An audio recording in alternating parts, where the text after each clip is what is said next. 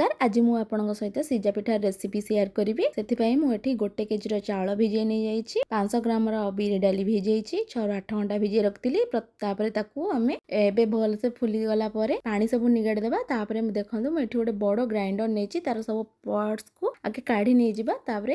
आम भिजेकी रखी चाउल आ बिरी को ऐड करवा जमती ध्यान रखिए मझीरे न पड़े कारण मझीरे आम तार कैप देवा जो से भलसे बुलिबो। बाटिला बेले मु 3 कप पानी यूज करछि माने 500 ml पानी यूज करछि। ए कैप को आम पूरा टाइट करबेनी हल्का ही दबा मीडियम रे दबा पूरा ढिला करबेनी कि पूरा टाइट करबेनी।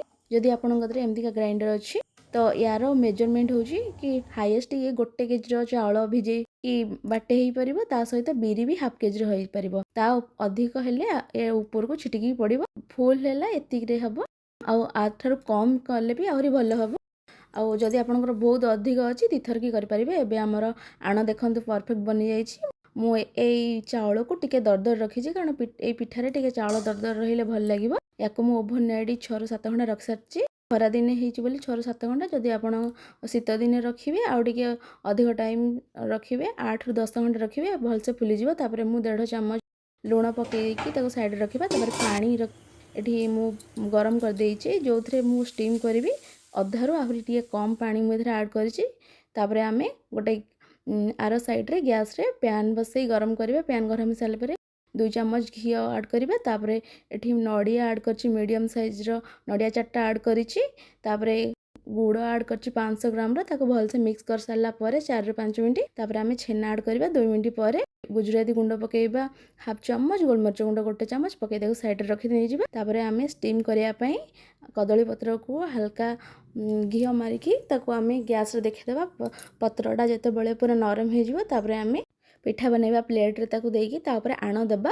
3 चामच मटी आण देइची ताको चारियाडे स्प्रेड कर साला परे पूरा देबा।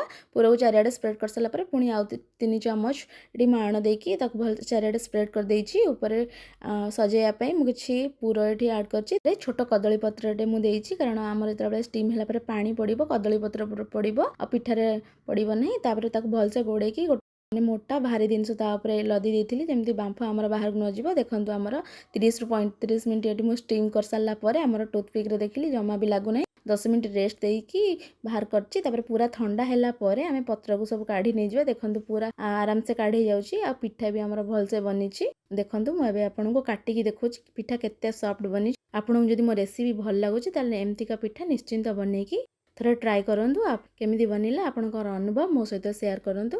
देखंतु हमर पिठाटी केते सॉफ्ट बनिछि। एही भली नुवा नुवा वीडियो देखिया पई मो चैनल सहित निश्चिंत जोड़ी रुहंतु। पुणी देखाबा नुवा का वीडियो रे। रहिली नमस्कार।